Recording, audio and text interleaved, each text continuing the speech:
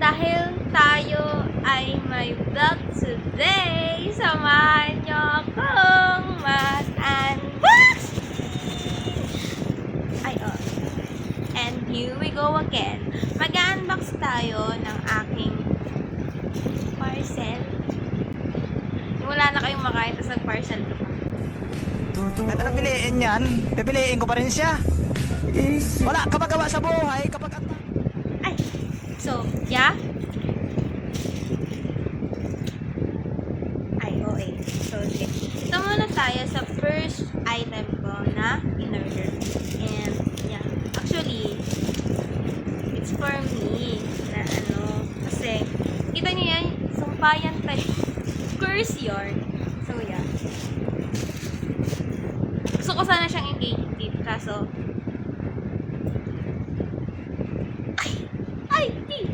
and may another pa ako. My forever helpful product, the beauty ball. Pero hindi lang ito, kasi may tatry din akong isa pa. So, yeah. Let's open this. Wala man lang pa-previs po, tete. Pa-previs ka naman dyan, te. Laan nyo. Ay. Cardo, ikaw ba yan? Ay. So, yeah.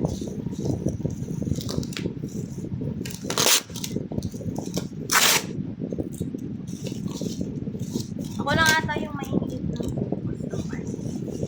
Actually, I want to use this. I want to try this kasi sikat siya sa TikTok. But yeah, naman siya? FDA approved naman siya. And madaming gumagamit at maraming mga magagandang reviews akong nakikita tungkol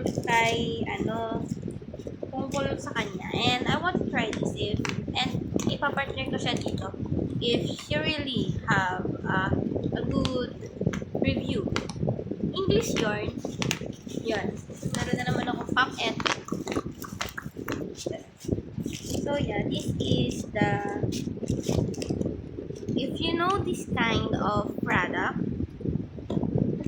ito po yung T-shell. This is the bar soap.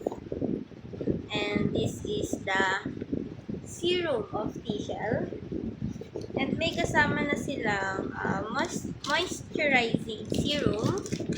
Yan. Moisturizing serum. Kita nyo ba? Moisturizing serum. Kahit ako muna. And I want to try this if really effective talaga siya. And if effective siya, samahan nyo ako sa aking journey using this kind of T-shell. So, ko siya, ipapartner ko siya dito kasi wala naman tong serum. Actually, I just need this serum.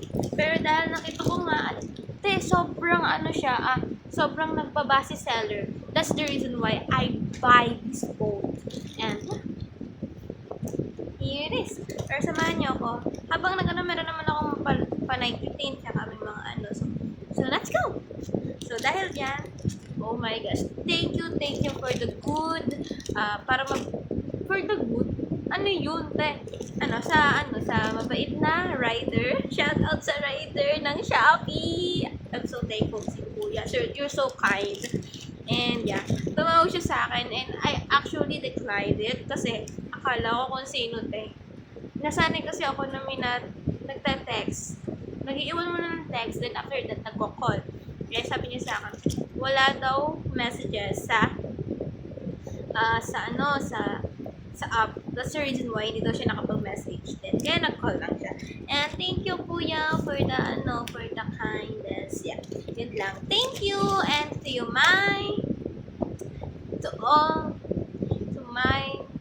basta sa lahat mo na nanonood, just subscribe on my YouTube channel, and this is my channel, and follow me on my TikTok, and follow me on my Facebook account. And yeah, quality tayo ngayon. Samahan niyo ako sa aking life journey.